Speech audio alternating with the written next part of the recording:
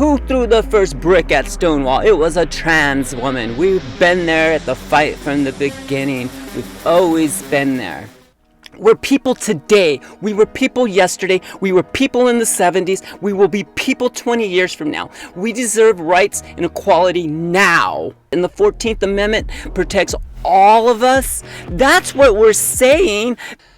Hello, hello. And thank you for tuning in. It's Brandi's World. Today, we are continuing our look at the podcast brought to us by the Christian Post titled Generation Indoctrination, the Transgender Battle. Oof. It is hosted by Brandon Showalter, and we are starting the third episode of this podcast, and the subtitle for the third episode is Inside the Dark History, the Disturbing, Diabolical Roots of the Movement. Well, I can't wait to hear what they have in store for us next, and how diabolical are the roots of the movements, the transgender movement, of wanting to exist and have equality and normality in society. And that's the movement. That's what we're asking for. So apparently that's diabolical, and let's find out why wanting to have rights and equality is diabolical. Okay, so here we go. One of the most remarkable aspects of the transgender debate is the speed and ferocity with which it was foisted upon the American public. After the U.S. Supreme Court legalized same-sex marriage in the landmark ruling Obergefell v. Hodges in 2015, few people might have assumed we would be where we are now on the transgender front, and in just a few short years. So how did we get here? What are the roots of the trans movement that carried us to this precarious place? Dr. Abigail Fafale, a professor and academic in the McGrath Institute for Church Life at the University of Notre Dame, and the author of The Genesis of Gender, A Christian Theory, explains. Okay, whoa. Well, that is the intro. So there is saying, remember back in 2015 when the highest court in the United States recognized that people deserve equality rights regardless of their sexual preference, who they love or who they don't love. So yes, we got equality for same-sex marriage. Love wins. A lot of the stuff that we're seeing happen now has roots in the 20th century and the early 20th century. So I think it's helpful to kind of start the story there. And in my work, I talk about two revolutions that unfold in the 20th century. One is a conceptual revolution, so a revolution in how we think about what it means to be a man and what it means to be a woman. And then there's also a contraceptual revolution that's happening, right, as our society embraces contraception, and that becomes normative, and that also feeds into the conceptual revolution that's happening, because we're making these technological advances that change our understanding of what the definition of a man and a woman is. So, yeah, everything's you're saying there pretty much, yeah, I agree with that. We have been looking at the concept of gender in our cultures. Well, we kind of re-examine that just about every generation, don't we? Think about it. I'm going to put up some pictures here. My grandfather was born in 1923. I have a picture of him when he was just a toddler. Right there. That's my grandfather as a toddler. And I want to show you another concept of this man-woman concept that we had back in the good old days. Here, I don't know which side I'm going to have it on, but here is a picture of, guess who this child is right here that I'm showing you. Yes, the FDR.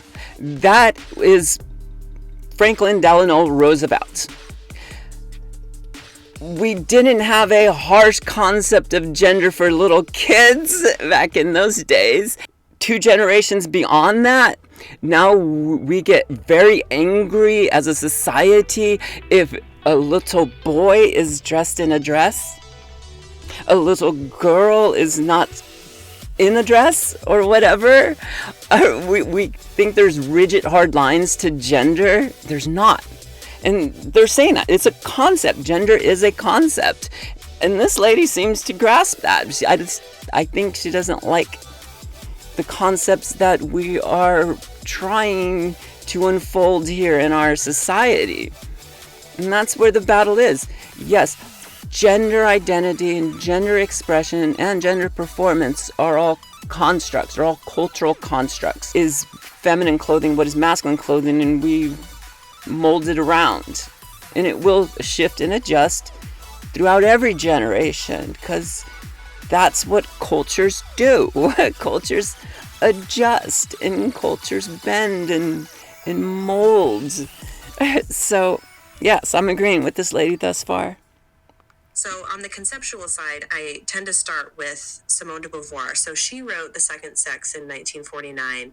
And as you can tell from the title, The Second Sex, she doesn't actually use the term gender. Because when she was writing this text, gender was a linguistic term that wasn't used in the way that it is now. Right. Well, just because some people weren't using it doesn't mean it didn't have meaning for that. Gender has always meant something different than sex. Right? That's why we have different words for them. Sexual characteristics and sexual identities and sexual orientations are not the same as gender. It never has been. If you drew a Venn diagram of sex and gender, you're going to have overcross within those circles. It's not going to be one circle. There's going to be multiple circles there in your Venn diagram. So yes, people were probably interchanging the concept that we use sex with gender, because there's going to be a lot of overcross, especially on most people. Most people, their gender sex Venn diagram overcross a lot, right? But not for everyone. But the reason I start with her, even though she doesn't use the term, is that she introduces the idea that gender would soon come to name.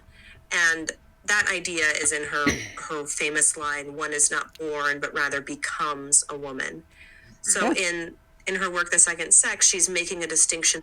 Yeah, think about it. Every woman has become a woman, and you've done that through your cultural exposure, the culture around you. You grow up in Louisiana, in Georgia, Alabama. You grow up, your culture will develop you into a Southern woman. The culture that you are exposed to help develop the womanhood that you develop into, or the manhood that you develop into. My path to womanhood was not a traditional path. I was still exposed by the culture around me and shaped and formed what womanhood is, but the gender identity itself is not determined by the outside culture. It's discovered from within the self. And just like language, you have your own little take on your language, your style of talking. You have your own take on your gender identity, how you see yourself and how you express that. And the movement for transgender people breaks down to is we want to be able to express that identity that we have within us. So I'm kind of getting off in a little rabbit hole and going down a tangent. Let's get back on track and let's hear what this lady has to say. Between femaleness and woman. Becoming a woman is this process of socialization that happens rather than something that's natural. So that is kind of the seed of contemporary gender theory, I would say. Well, I think that's a very interesting point, because as I've engaged with the issue, I've spoken with a number of what you might call second wave radical feminists and what they say. And these would be people, Abigail, who Okay, so what they're talking about is the history of women feminism. The first wave generally consists with like the late 1800s into the first quarter of the 20th century, right? So late 19th century, early 20th century. That's going to be the first wave, and then around the civil rights movement and coming out of that movement, you have the onset of the second wave of the women's feminist rights movement, right? And a lot of great stuff comes out of that. I was talking with my mother not long ago, and I was like, in your lifetime, what was it like? You couldn't open a bank account without having your husband's signature. She couldn't have a credit card without having her husband's signature. You couldn't buy a house without having a husband sign for you. You didn't have equal rights in the 70s and 80s. Like, why in the 1980s would a woman need her husband's anything for her to get a credit card or a bank account? That's silly. Or buy a house. That's silly. So the second wave movement sees that, but there are some hardline feminists in the second wave movement who aren't expanding out and looking at what they would call, some people call the third wave movement, is happening now, late 20th, early 21st century. And this movement is like, hey, look, we got to look at the Venn diagram of womanhood and womenness and include all of the people who identify as women, right? And that's it's expanded out. It's include the queer community beyond the L and make its way to the T, right? So, in certain voices in the second wave movement aren't recognizing individuals as women in current movements. So let's hear what this podcast has to say about second wave feminists and third wave feminists. We spoke with Carla, a Christian and a conservative, and a licensed counselor serving teens and young people. She's going by a pseudonym for this series for fear of retribution and reprisal. Here's what she had to say when asked to explain how we ended up where we are. I asked her, how did we get here? So that's a really great question, and it's there's a lot of theories, and many of which are very debatable and controversial. I've asked that question many times myself, and I've heard typical responses like follow the money, look at the pharmaceutical industries. The here in the transgender movement is we exist. We're actually human. We actually are part of society. Recognize us. Quit trying to take rights away from us. That's where we are. Healthcare system, follow the names of like Soros, Gates, Kellogg, etc. But honestly, I'm a counselor, and although those paths may be legitimate and possibly have some validity to them, I was more curious as to the psychology behind it. Carla explained that her research into the matter led her to a man named John Money. Money was a psychologist and professor at Johns Hopkins University, and he's the guy who coined the terms gender identity and the gender role theory in the mid-1960s. He believed that babies were born gender neutral and that environment ultimately determined whether a child becomes male or female. So, we get in this in every scientific field. If you go beyond 101 in whatever subject you're trying to study, you soon discover that this old time nature versus nurture argument, it's wrong every time and it's right every time, because it's always both, right? It's always a mixture of nature nurture things. So it's kind of hard to like, boom, we'll say that's only the nurturing part, or that's only the nature instinctive part. No, it's, as a species, we are the best at abstract thought, long distance travel, and using and manufacturing tools. That's what separates us from any other mammal and any other of the primates within our biosphere. Right? And we're the best at storytelling. We're so good at storytelling.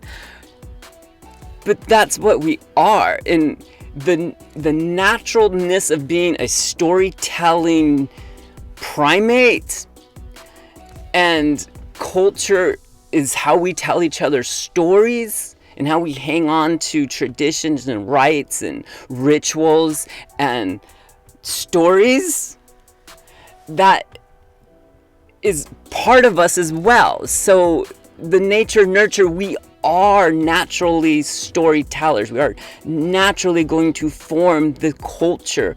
We're going to take individuals around us and we're going to form a culture. That's what we do. That's within us. So yeah, it's always going to be both nature and nurture. But let's hear what they have to say about it. He believed that boys could be raised as girls and vice versa. That belief, according to Dr. Favale, hinged on Money's views about socialization. He borrowed the term gender from linguistics in order to express his theory that gender identity was a process of socialization. So, but if we got a bunch of kids and we forced them all to be left-handed and didn't let them do any task right-handed, yeah, they're all going to be left-handed and all going to do left-handed things. But a good portion of them are going to be, wow, inside I feel a little bit different. I feel like I can do things better this way. I feel like if I used my right hand instead of being forced to use my left hand to do everything, I'd be okay. And if they were able to express that, they would go, oh shit, I'm right-handed in this left-handed society. I don't fit in with all the other left-handedness people. Kind of like the same thing with your gender identity. Yeah, you can get a bunch of children and force them all to be one gender role, right? We'll say, here's all the things that this gender X role will do, and so you're only doing these roles, and you're only presenting this way, and you're only expressing this way. And you can get them all to do that. But there's going to be a portion of them who were maybe exposed to another way and allowed to express a different set of values, a different set of attributions to their gender. They're going to do that. Let's hear what else they have to say. So you could have a male child, but we're basically blank slates. And so it's this process of socialization that happens in the first 3 years that that basically creates one sense of gender. So not in every case. I don't think that's completely true. I might be a complete outlier. I don't know. I don't know how many other people didn't question their gender identity as a kid because they didn't know that they could. Or they were so in the mind frame of trying to fit into that gender assignment that just because it doesn't feel right, maybe you're just not doing it right. That's what I thought my whole life. I thought, I'm just not doing this masculine assignment right. I suck at it. I tried really hard. I think I fooled hetero people. I fooled myself for 4 decades. I fooled everyone else in this masculine world. I passed as a cis hetero white male because I was assigned that, and that's what I portrayed until I discovered myself. So I don't buy in too much into that socialization before 3 years old. But sure, those little brains are sponges and they're going to absorb. They are language loaded at that age. That was his theory, that we're very malleable, that we're blank slates, and that what we understand as gender is not necessarily a result of biological sex, but is more a process of acculturation, especially in the first few years of life. Money's belief wasn't just a contention or mere whim. As Dr. Favale explains, he decided to put his controversial gender theories to a real-life test. It's important, though, to really look at the kind of dark history here. So he had the opportunity in the early 60s to test out his theory of this malleable, socially constructed understanding of gender on a set of identical male twins, one of whom had a botched circumcision that pretty much eradicated his genitalia. So John Money thought, no problem. He doesn't have a penis anymore, but that's okay. We'll just raise him as a girl and he won't know the difference because we don't have innate gender identity. Mm-hmm. Ow, that poor kid. That poor kid. Oh my goodness. Okay, I want to hear what else they have to say, but my thoughts are, that poor kid. Oh my goodness. But rather, we can socialize someone into gender. So that's what he did with this set of twin boys, and he worked with them throughout their childhood. But that experiment didn't go well by any stretch of the... No, that's completely unethical. Yes, don't do those experiments. Oh, that's why we have oversight on scientific experiments. Now, you just can't take twins and do stuff like that. Oh my goodness. Imagination. Carla explained the ins and outs of money's diabolical inquiry. To prove his theory, he convinced the parents of these twins, the last name was Reimer, who were both born boys, but one had his penis tragically burnt off in a failed circumcision, to transition their son to a daughter. So the parents agreed, and Money did a bunch of experiments on these twins and reported all the success, and up until the twins were around age 10. And then the quote-unquote daughter was given female hormones throughout puberty. The daughter always rejected the female identity, and eventually the parents told... Right! Yes! I think they make a very solid point. That's the point I've been trying to say for episodes now. Your sexual characteristics do not dictate or are yoked to your gender identity. That poor child, their identity is within them, not the thing dangling between their legs. Oh, poor child. The twin the truth, and he transitioned back to male and took on the name David. But ultimately, one brother overdosed at age 36, and David, who openly spoke out against Money and blamed him for his ongoing trauma. Yes! F that doctor all the way up to his tonsils. My goodness, that was cruel. You don't do that to children. You let them express themselves is one thing. Damn, my goodness. That is unethical. That was very unethical what was done to that poor child. And deep emotional scars. He ultimately took his life at age 38. And the reason I tell this story is because John Money never redacted any of his findings in the research. That research, Dr. Vivali said, actually took on new life, even as the twins' anguished story slowly played out toward its eventual tragic conclusion. But because that tragedy takes decades to play out, in the interim, in the 60s and 70s, Money's publishing. He's kind of he's running with this idea of gender. Yeah, I'm totally on their side. This guy that wrote that, if that's actually what he did, oh yeah, screw him. That is unethical. Oh, yes. Unethical. That guy is completely unethical. If he actually took a twin and tried to force them to express something that they never expressed themselves, that they're not. It is one thing if a child is looking within themselves, finding their identity, and wanting to express it. Expression is good. It is a completely different thing for an outside person to look at that child's sexual characteristics and then them determine what their gender should be and try to force them to be in their gender based on what they think they should align with their sexual characteristics.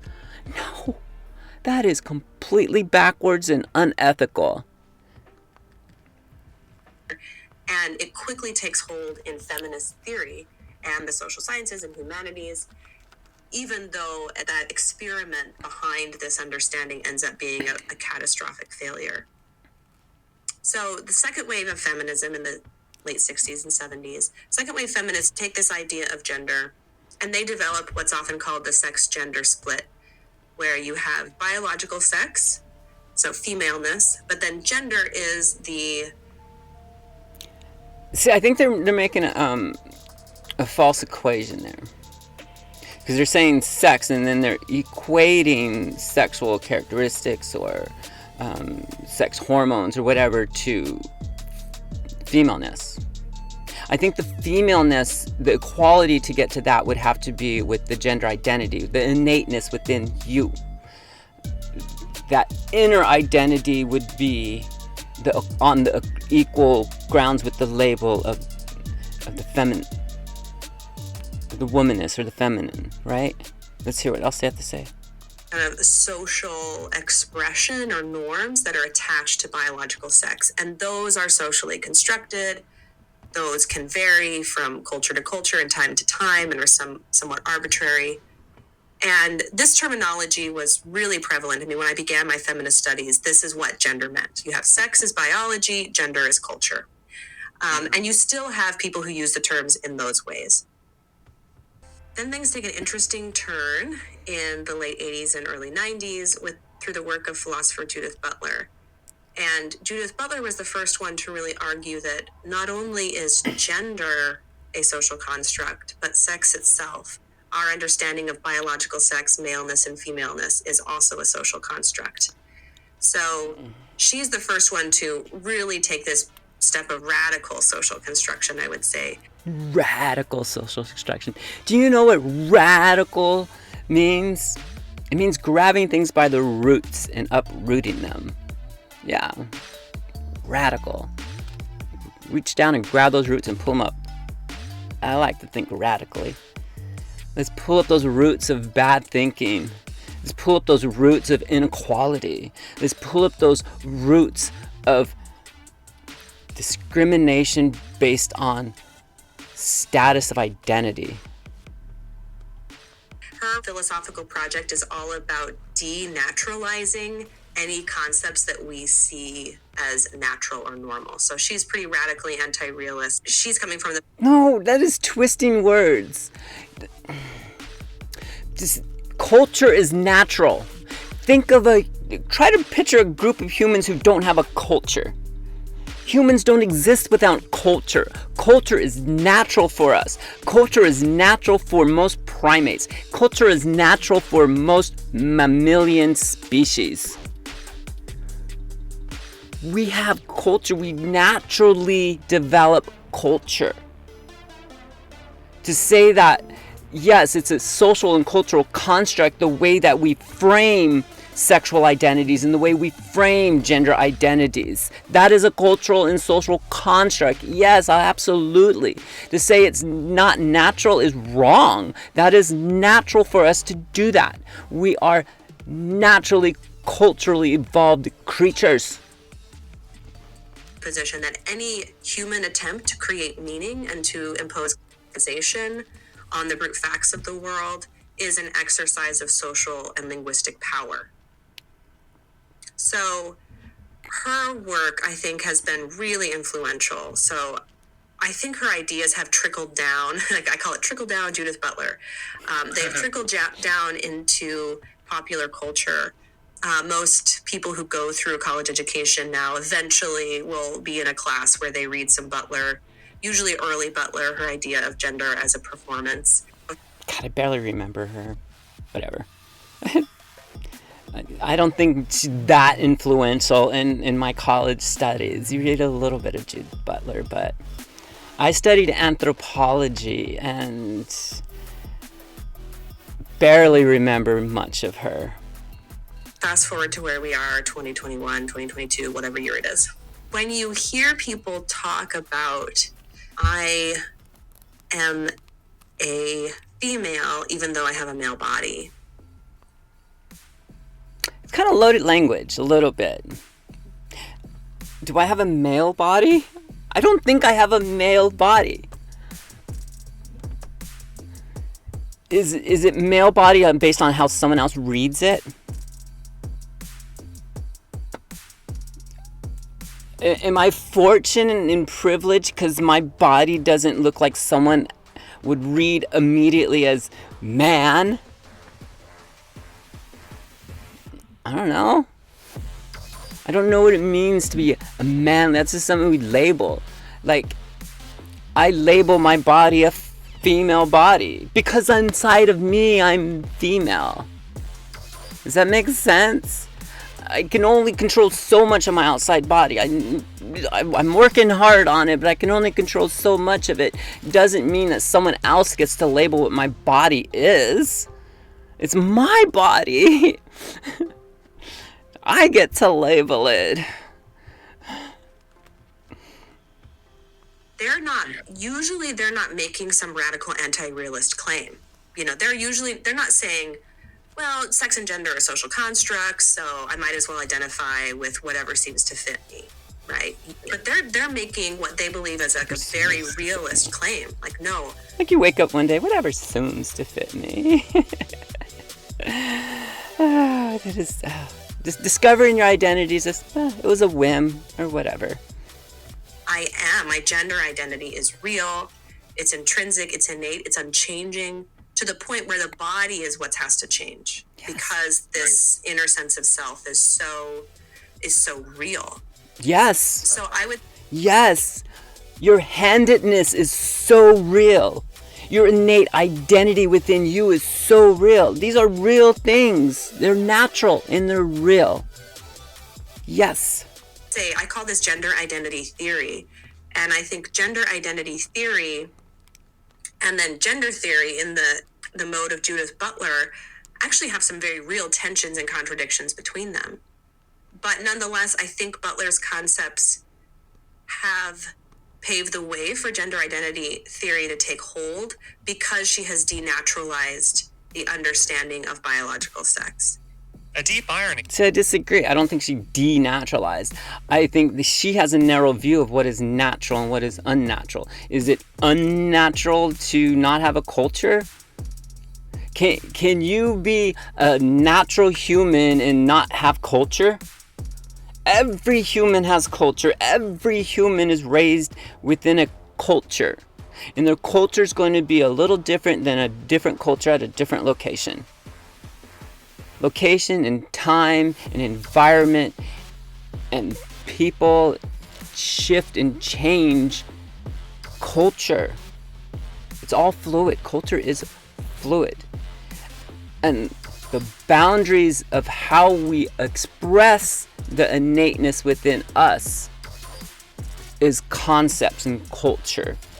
The gender expression, that could be different in a different culture. How you express what's inside you. But you can't deny the innate identity from within. So, let's see what else they have to say. Forms the basis of all the modern transgender madness, especially as it erodes the rights women have so vociferously fought for over the years. In the 20th century, that's when the feminist movement begins, and there's a greater cultural attention to the unique circumstances of women, the challenges they face in society. And as soon as we're really kind of coming to terms with that as a culture, all of a sudden we have this unnaming of women that's happening. It's kind of ironic that as soon as we begin to really have sex-based rights, that those gains we've made are now being eroded by a theory that's detached from material reality. Others studying these issues. Material reality, culture is material reality. These concepts are reality and they are material. It's just because something's a cultural construct doesn't mean it's void of material or it's void of reality. Our culture exists within reality. Have come to similar conclusions. Mary Rice Hassan, a lawyer and gender ideology expert at the Ethics and Public Policy Center in Washington, D.C., joins these experts in her alarm at seeing the contemporary debate on the issue devolve in recent years. I got a grant from a foundation to look at transnational movements and how those were affecting the family. And so one of the things that I keyed in on a global level was this promotion of transgender ideology. and specifically the concept of gender identity. And that was about 8 or 9 years ago. And when I finished doing the research related to that project, after about 9 months, I was aghast, because looking at what was happening here in the US, seeing the seeds that were already sown at that time, we had the Obama administration in place, and the work that they were already doing, and seeing what was happening in schools, this wasn't even on people's radar. So that started me just working on this issue and looking at it both from a legal standpoint, but also a policy standpoint, with particular concern for how it affects children and families.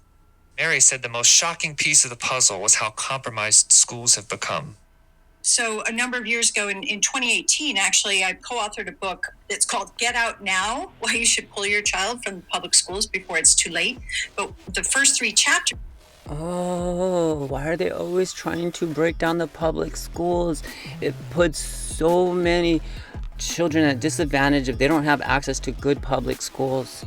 When you divert monies away from our public schools, you're hurting children's educations on large numbers. Come on, we need to support our public schools. In the United States of America, we have the best colleges and universities anywhere in the world. Why can't we say the same about our high schools and middle schools and elementary schools? Not even close. I went to a college where more than 30% of the students were international. They came from all over the world. My goodness, and they talk about their education systems they went through. So much better than many places here in the United States. Our public schools are not great, but they can be. We have the best and brightest people here in the United States. We bring in people from all over the world just to get higher educations here in the United States. We should have the best education at all levels. We're the richest country in this world by far. By far, we are the most profitable and richest society this planet has ever seen. There's no reason why we shouldn't have the best educated youth there is. But we don't. And these people want to make it even worse. They want to make public schools worse. No. Of that book were very much focused on what was happening in the public schools at that point, because you can look back 2014, 2015, you can see groups like GLSEN, some of the other Gender Spectrum, Human Rights Campaign, Foundation of Welcoming Schools program. They were already in the schools. They were already pushing this ideology through teachers. And that's a good thing. It was coming around. Guess what? In 2014, Mount Holyoke College was the first all-women's college to change their admissions policy to allow transgender women into the college for the first time. And in 2018, I was the second transgender woman to ever graduate from an all-women's Ivy League college. That is a good thing. It allowed us to get an education, to have opportunities like all the other women. It is a step towards equality. And doing that at all levels, doing it at the college levels, doing it at the high school levels, and doing it even below that is a good thing. We're recognizing a minority group of people that have been marginalized by the laws in this country. And it is good that the education system is going, we are not going to discriminate against you because of who you are. Education systems have done that way too many times in the past in this country. It is good when we recognize that we should bring people up closer to equality. So, screw you if you think it's bad for transgender women to be in spaces with other women. I'm a woman. Transgender women are women. Southern women are women. White women are women. Asian women are women. Women are women. Don't try to dehumanize me. Don't try to dehumanize the class of identity which I exist under. Teacher training, professional development, as well as these policies that were pretty much flying under the radar. Most people hadn't really focused on it, but it was already happening. And I think that's one of the reasons why we are where we are, is because as a movement, once proponents of transgender ideology and the movement more broadly, which I think is really a movement that is an expression of queer theory. In other words, it wants to destabilize and destruct. No, queer theory is we exist, we're here, we're queer. Get used to it. I think I kind of remember that chant. Yes, part of queer theory is we like equality. Yes, then yes, we're part of queer theory. It's like when someone says Black Lives Matter, and the idiot says, well, all lives matter. Yes, all lives matter, but society has not specifically been recognizing the rights of one group of people. And we're saying that group of people's rights matter. Black lives matter. It matters whether our society is killing them systematically or not. It matters. The same thing with trans. Trans people matter. Trans rights matter.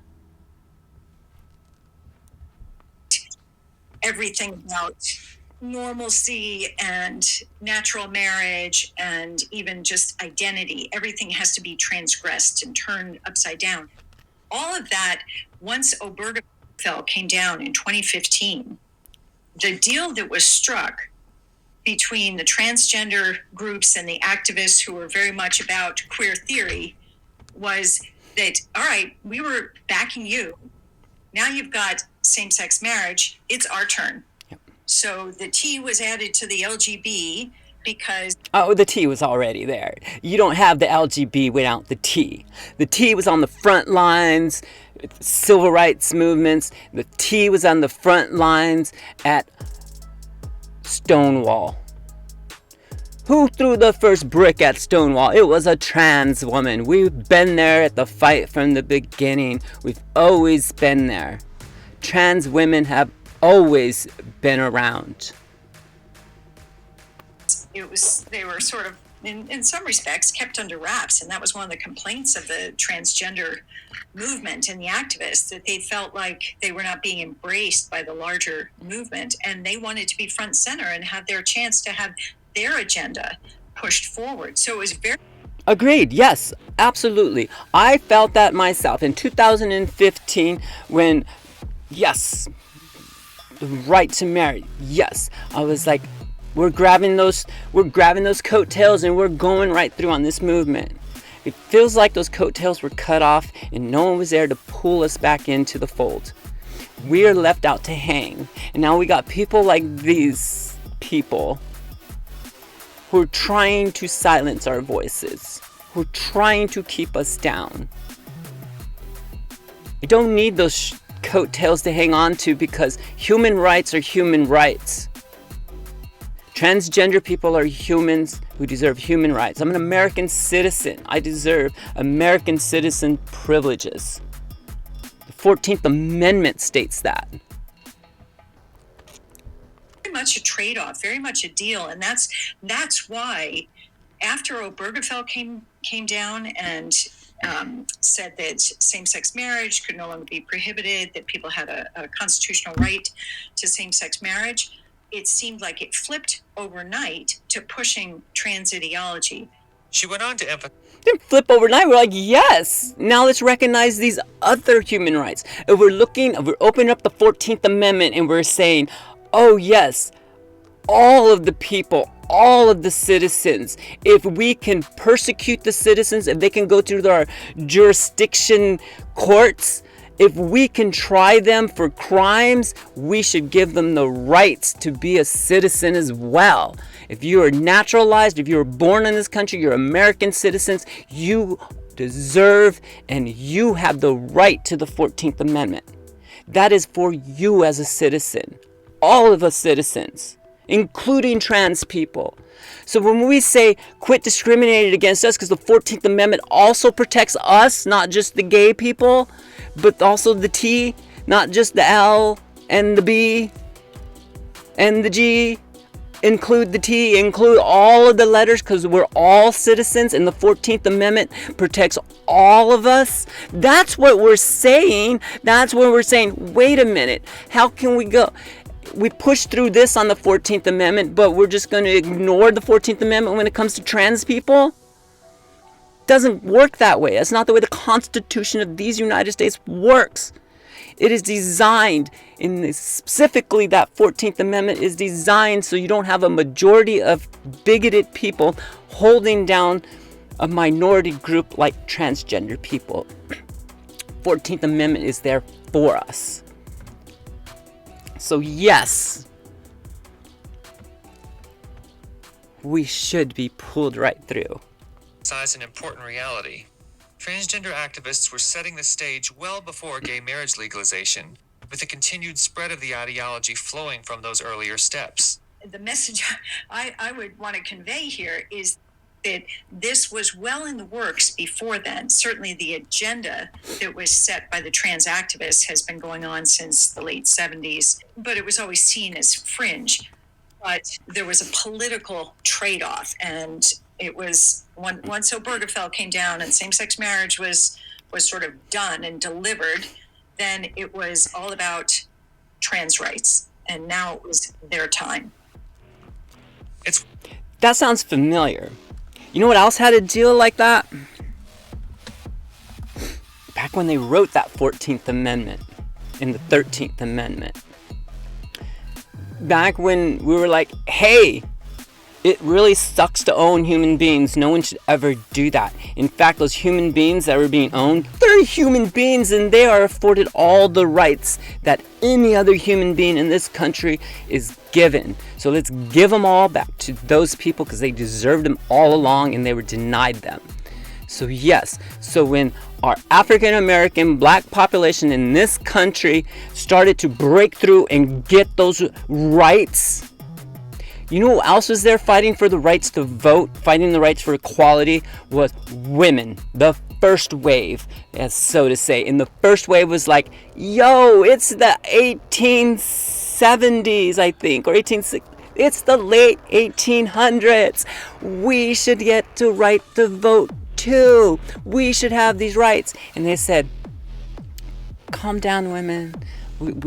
America can only handle so many groups coming through at once for this equality stuff, you know. So let's let this go through with the African American black population, and women, yeah, we'll deal with it a little later. 1920, women got the right to vote in this country. From the late 1800s to 1920 is a pretty good gap. Generations gone, right? Now they're saying the same thing again. Rights, marriage, equality, gay rights. It is hard to be discriminated against this country legally if you are a gay person. Got those protections, got them locked down, at least for now in our country, got them locked down. Why should the trans people have to wait? It wasn't really right back then. The women should have been right there when we started writing that 13th Amendment. We're like, hey, everyone gets to vote. Should have did it then. Waited 40 some years. Are we supposed to wait 40 some years for the country to recognize, oh yeah, trans people are people? We're people today. We were people yesterday. We were people in the 70s. We will be people 20 years from now. We deserve rights and equality now. And we deserve them in the future. And we deserved them in the past. Because you don't recognize them doesn't mean we don't deserve them. Okay, well, I think we are going to wrap up today's episode. We will finish out episode 3 of this Generation Indoctrination podcast next time. So remember, love yourself, but more importantly, like yourself, and treat people the way they want to be treated. Bye-bye for now.